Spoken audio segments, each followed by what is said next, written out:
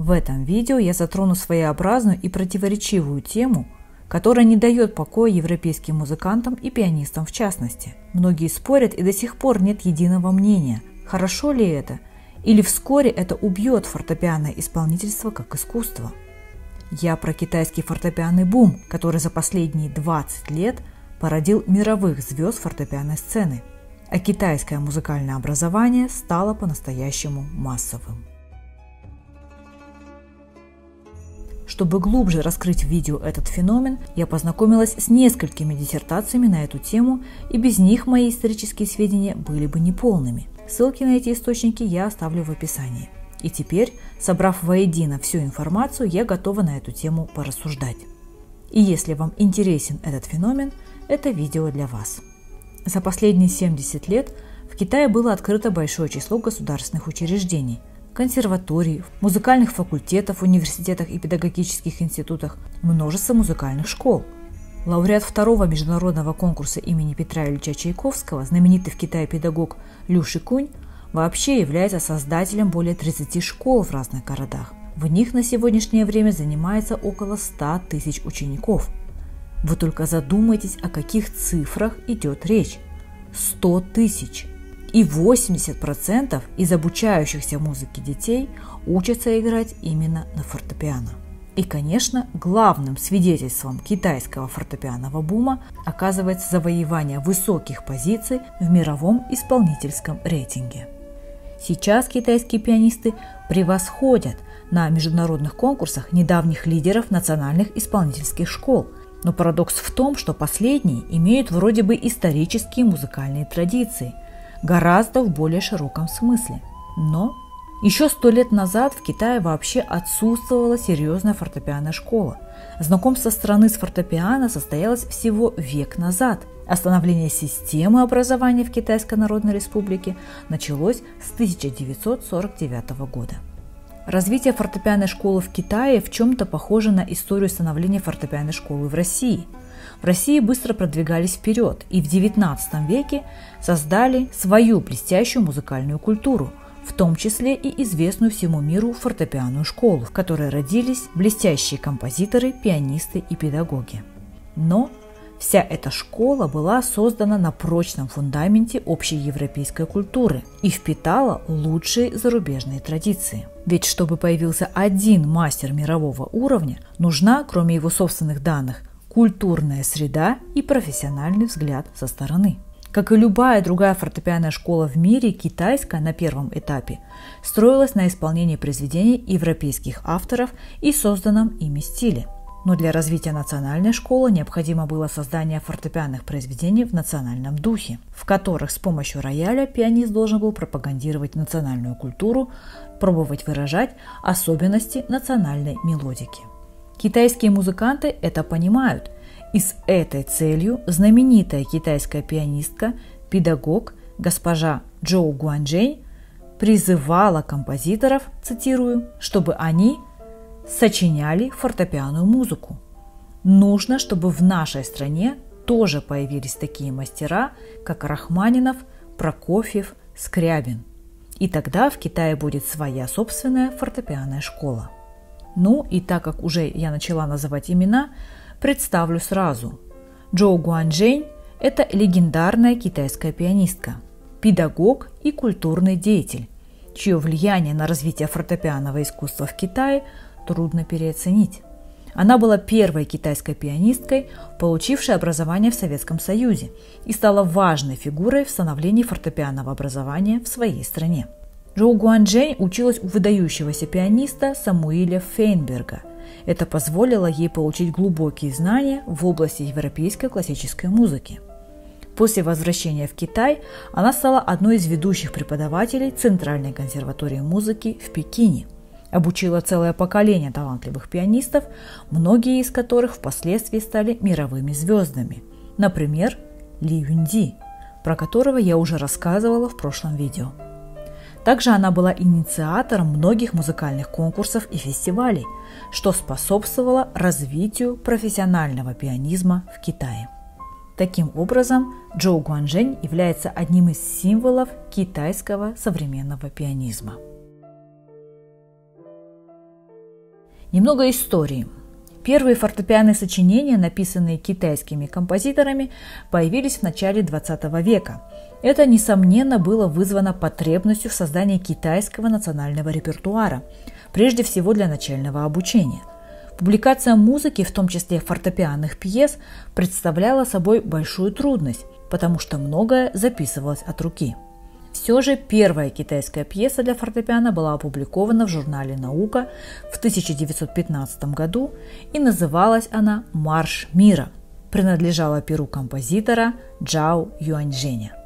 В этой пьесе Чжао Юаньжэнь использовал европейскую функциональную гармонию, которая повлияла и на характер мелодики, сочетающей в себе элементы национального и европейского мелоса. Сейчас уже есть фортепианные сочинения китайских композиторов, которые очень популярны в Китае, и некоторые я перечислила, они перед вами. Эти произведения по популярности у китайской публики можно сравнить, например, с лирическими пьесами Грига или «Временами года» Чайковского. Китайцы считали и считают, что музыка имеет самое непосредственное отношение к нравственности. Так, начиная с Конфуция и кончая сегодняшними педагогами, китайцы рассуждали о влиянии музыки на развитие людей. Конфуций отводил в своем учении большое место музыке и занимался собиранием народных песен. Он полагал, что музыкальное воспитание делает людей добрыми и душевными. Но, к сожалению, на сегодняшний день в Китае еще нет фундаментальных музыковедческих работ, которые бы рассматривали национальную фортепианную музыку для детей с точки зрения комплексного историко-теоретического анализа. И базой служит система музыкального воспитания иностранных мастеров, таких как Карл Орф, Золтан Кодой, Шенице Судзуки, Дмитрий Кабалевский и Эмиль Жак Далькрос. Как же китайцам удалось так быстро вырваться вперед? И действительно ли их пьедестал устойчив? Факты из истории, думаю, поставят все на свои места. Итак, первый фортепианный концерт в Китае состоялся в Шанхае, в клубе немецкой эмиграции «Де Цяо» в 1904 году. Исполнителем был Марио Паччи, известный итальянский пианист и дирижер, ученик Джованни Сгамбатти, который в свою очередь был учеником Ференца Листа. Позже пианист стал носить китайское имя Ми Байци. Так, в 1919 году Паччи по приглашению импресарио во второй раз приехал в Китай. Там он случайно заболел на несколько месяцев и решил остаться в Шанхае, где впоследствии и дожил до старости. Там он стал первым дирижером Шанхайского симфонического оркестра, в котором играли итальянские музыканты и русские, переехавшие в Шанхай после Октябрьской революции. Под его руководством уровень оркестра повысился, и его стали называть первым симфоническим оркестром на Дальнем Востоке. Кроме этого, Паччи занимался и педагогикой. Так у него обучалось старшее поколение китайских пианистов, которые впоследствии стали известными пианистами-педагогами Китая. Так о его суровых методах обучения игры на фортепиано рассказывается в статье под названием «Как Фу Цун учился музыке». Цитирую маленький отрывок. Паччи ставил медную пластинку на тыльную сторону руки Фу Цуна и заставлял его так играть. Если не получалось, бил по рукам. Целый год они занимались только этюдами. Если честно, и в 90-х годах 20 века такое практиковалось, да и сейчас, наверное, найдутся приверженцы сего метода. Но опустим это, все средства хороши, выбирайте на вкус, как говорится. Педагогика Паччи, опиравшаяся на методы старой школы, с упором на силу и независимость пальцев, помогала в исполнении китайскими пианистами не только классики Баха, Моцарта, Бетховена, но и произведений композиторов-романтиков Шопена, Листа и Рахманинова, а также Прокофьева, Бартака и Дебюсси. Так еще с тех времен строгая пальцевая техника являлась и до сих пор является существенной особенностью большинства китайских пианистов. Интерес к инструменту рос, и в Китае появляются выдающиеся концертанты из разных стран. Организатором этих концертов на то время был американец Овсей Давидович Строк, видный импресарио.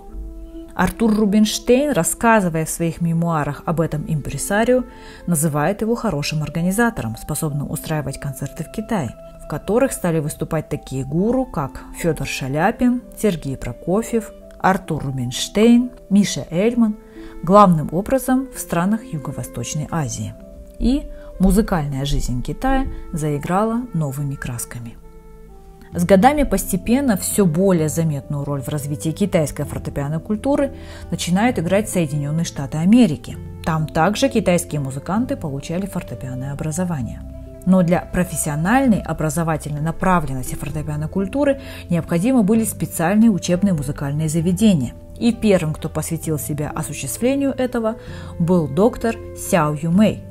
В 1901 году он поехал в Японию обучаться в Токийском институте в классах фортепиано и пения, а также в Императорском университете в классе просвещения. Окончив университет в 1909 году, Сяо Юмэй через несколько лет отправился в Германию учиться в Лейпцигской консерватории и одновременно на факультете философии Лейпцигского университета, где получил ученую степень доктора наук.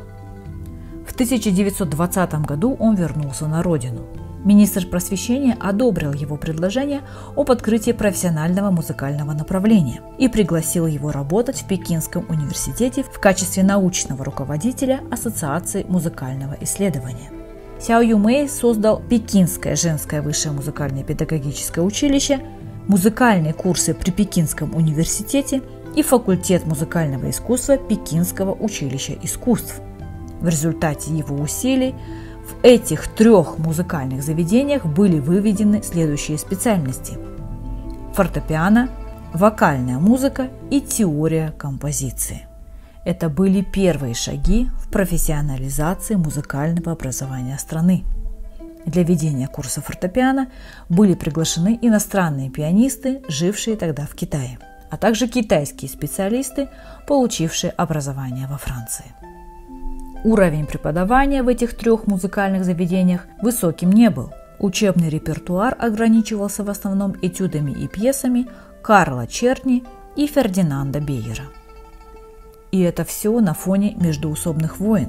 Страна находилась в раздробленном положении. И совсем скоро музыкальные заведения, руководимые Сяо Юмэем, вынуждены были прекратить свое существование. Это произошло в 1927 году, после того, как министр просвещения был освобожден от своей должности. Через несколько месяцев Сяо Юмэй создал Государственную консерваторию в городе Шанхае. Эта консерватория стала первым музыкальным высшим учебным заведением Китая. Ее преподаватели и студенты впоследствии завоевывали международные и китайские награды, за что консерватория получила имя «Колыбели музыкантов». Короче говоря, таким образом, наконец-то был заложен основательный фундамент китайского исполнительства. Поначалу консерватория включала только 4 факультета – вокальный, фортепианный, факультет композиции и скрипичный. Педагогами по фортепиано были музыканты, которые обучались в США. На втором году после создания консерватории вынудились сократить масштаб образовательной деятельности и заменить название «консерватория» на «музыкальный институт». Одновременно были освобождены от своих должностей некоторые педагоги ввиду того, что они якобы подговорили учащихся на студенческие волнения. Курс фортепиано был полностью прекращен. И опять неудача. Но Сяо Юмэй приглашает на должность профессора Бориса Степановича Захарова и обещает ему самую высокую зарплату. Кто такой Борис Захаров?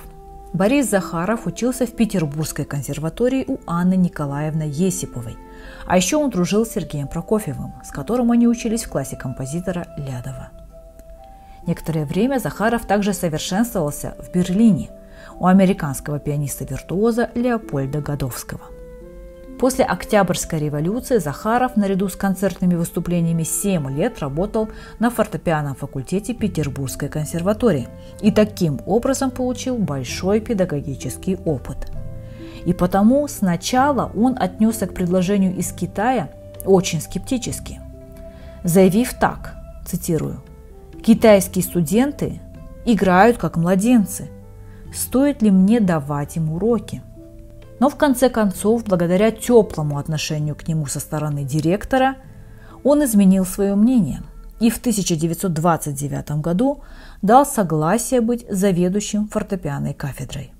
Его зарплата за обучение 7 студентов составляла 400 серебряных юаней, и это было в 2 раза выше зарплаты других педагогов, которые обучали по 12 студентов.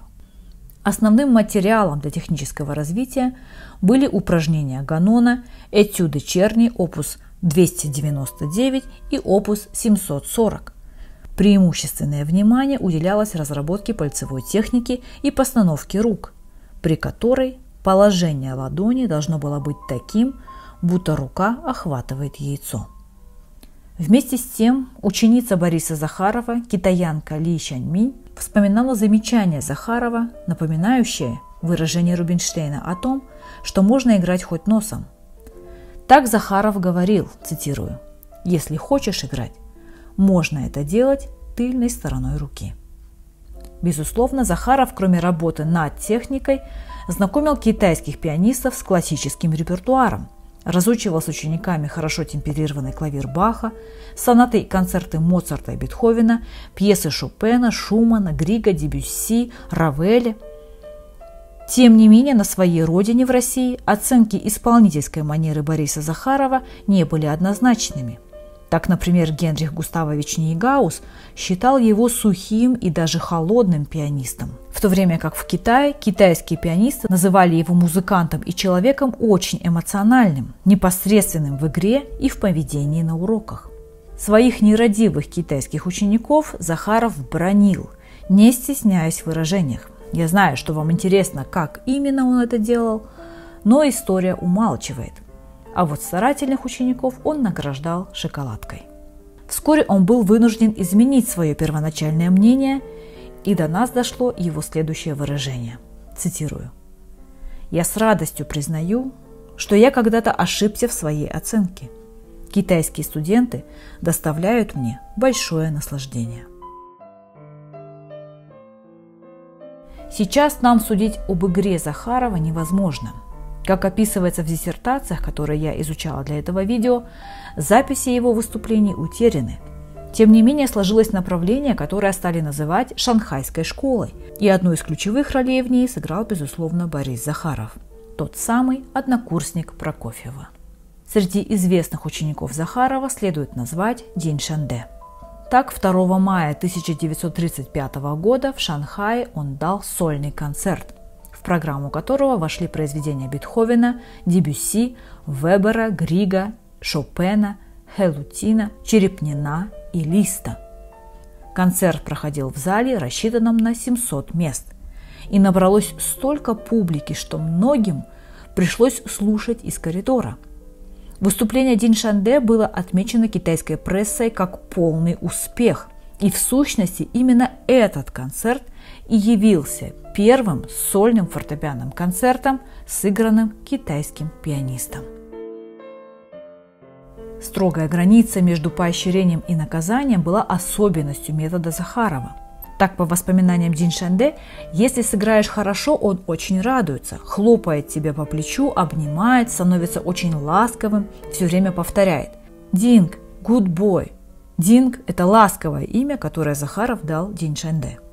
Но если во время урока сделаешь какую-то ошибку или не выполнишь его требования, то он начинает ругаться, кричит: «I kill you! I kill you!». Нередко он поворачивал твою голову, хватал тебя за плечи, стучал по голове. Это все было в порядке вещей. Но, тем не менее, Дин Шанде искренне уважал своего учителя, боялся своими ошибками вывести его из себя, поэтому каждый раз возвращался с занятий и страшно переживал. Перед занятиями не мог есть, плохо спал. Как только слышал его шаги, сердце сжималось, руки начинали дрожать. Именно благодаря таким строгим требованиям со стороны Захарова в Китае появилась первая группа своих пианистов высокого уровня. Захаров, начиная с 1929 года и вплоть до своей смерти в 1943 году, преподавал в Шанхае игру на фортепиано. Подготовил первую плеяду китайских пианистов. Его можно назвать родоначальником первого поколения. а уже его ученики внесли нетленный вклад в развитие китайского пианистического искусства. В 1934 году в музыкальной жизни Китая произошло еще одно важное событие. По инициативе директора Шанхайской консерватории, известного композитора, выпускника Петербургской консерватории Александра Николаевича Черепнина, был организован первый в истории китайский музыкальный конкурс «Китайское фортепианное творчество». Александр Черепнин с 1934 по 1937 жил в Китае, где занимался композиторским творчеством и исполнительской деятельностью. Итак, в 1934 году он устроил на свои собственные денежные средства конкурс. И это событие оказало значительное влияние на развитие китайского пианизма. Среди представленных на конкурс фортепианных сочинений 6 из них были награждены премиями. Я боюсь неправильно назвать имена композиторов, поэтому просто перечислю их на экране. Значение данных произведений заключалось в том, что в них выразились черты и особенности, типичные для китайского фортепианного творчества: прозрачность звучания и неперегруженность тяжеловесными аккордами. Черепнин и сам в то время начал сочинять в китайском стиле, используя пентатонику, и даже написал учебник об исполнении на фортепиано пентатонических гамм. По прошествию времени, конечно, можно сомневаться, соответствует ли его сочинение китайским традициям и национальному духу, но он, безусловно, посодействовал развитию китайской музыки. К слову, в Шанхае Черепнин позже познакомился с китайской пианисткой Ли Сяньминь, которая стала его женой. И он работал не только в Китае, но и в Японии, где руководил токийским музыкальным издательством. Таким образом, Александр Черепнин оказал большое влияние на позднюю китайскую и японскую музыку. Годы Второй мировой войны он провел в Париже, а в 1958 году получил американское гражданство, вернувшись в Советский Союз, в Москву, лишь в 1967 году просто с концертом. Черепнин умер в 1977 году в Париже. Заслуги двух музыкантов, Бориса Захарова и Александра Черепнина, в становлении и развитии китайской фортепианной культуры неоценимы. Оба они были выпускниками Петербургской консерватории. И это явилось одной из причин, по которой до сих пор в Китае питают к этой консерватории особые симпатии. Именно в Шанхае появились первые китайские профессора игры на фортепиано, завоевавшие широкую известность. Что же сейчас? В духовной традиции Китая музыка всегда была важнейшей частью развития человека. Эта идея восходит к Конфуцию, я уже упоминала об этом ранее. Надо знать ментальность китайца, чтобы понять, почему сегодня практически все родители считают важным учить ребенка музыке с самого раннего возраста. Пусть немалая часть их увлечена блеском карьеры китайских музыкантов в Европе и США, но большинство считает музыкальное обучение частью духовного развития человека, способного сделать его достойным доктрины, провозглашаемой в современном Китае. Вывести страну на первое место в мире не только в области экономики, но и в плане национального престижа. Но есть и другая сторона. В самой практике обучения преобладает техническая ориентация – муштра, направленная на достижение силы пальцев и беглости, на спортивный и коммерческий интерес. В значительной степени мотивация родителей и учеников связана с символической ролью фортепиано в Китае, как одного из средств достижения технологического уровня в глобальных устремлениях страны в мировой культуре. Но парадокс еще и в том, что у китайцев-то отсутствует бытовая культура музицирования и в целом очень незначительный массовый интерес семей к серьезной музыке. Подражание высоким авторитетам и имитация выдающихся интерпретаций служат достижению успехов молодых китайских пианистов в конкурсах, но и одновременно дают почву для обвинений в заимствованиях, копировании, отсутствии оригинальности, отсутствии своего видения и самостоятельности.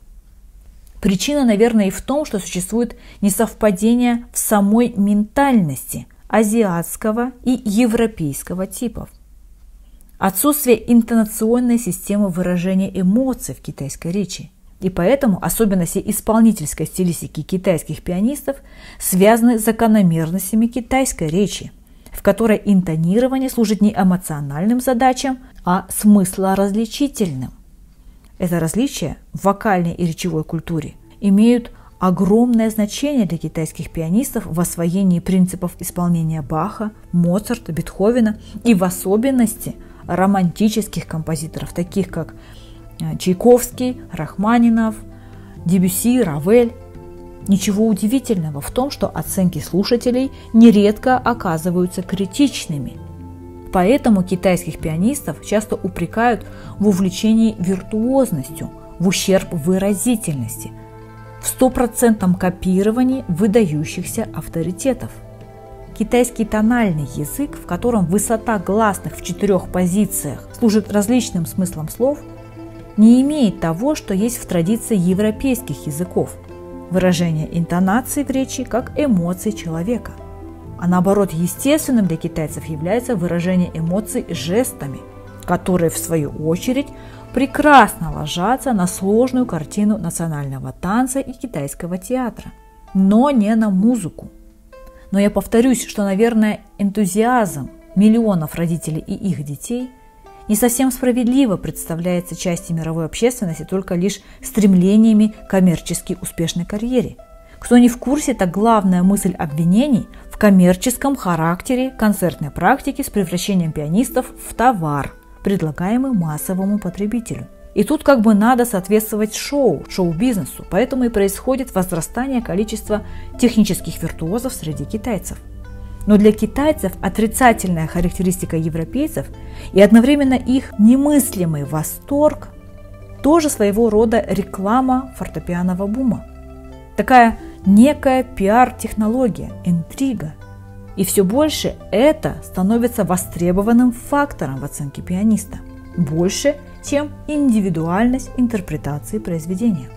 На самом же деле именно теми самыми огромными массами людей в современном Китае движет желание сделать все возможное для нравственного и эстетического развития детей. В мировых средствах массовой информации часто пишут о воздействии эффекта Ланг-Ланга на многомиллионную армию китайцев, обучающихся игре. На это российский пианист Денис Мацуев в свое время на вопросы корреспондента, как в Китае практически на пустом месте удалось создать настоящую музыкальную империю, ответил следующее. Потому что они подают свою культуру как национальный продукт. Сегодня, если в семье рождается мальчик, он чуть ли не автоматически попадает в музыкальную школу. Национальный продукт со всеми рыночными отношениями и оттенками. Стремление азиатских стран создавать самые передовые технологии, производить самые современные товары является единым и для экономики, и для культуры. И фортепианное исполнительство, наверное, туда же. Сейчас китайские пианисты представлены на разных конкурсах, как в качестве членов жюри, так и в качестве участников. Конкурсы имени Шопена, Лонга Тибо, Вена Клайберна, Артура Рубинштейна, Петра Чайковского, и все они были и будут покорены китайскими исполнителями. В Китае также проводятся конкурсы фортепианного исполнительства и китайского фортепианного композиторского творчества.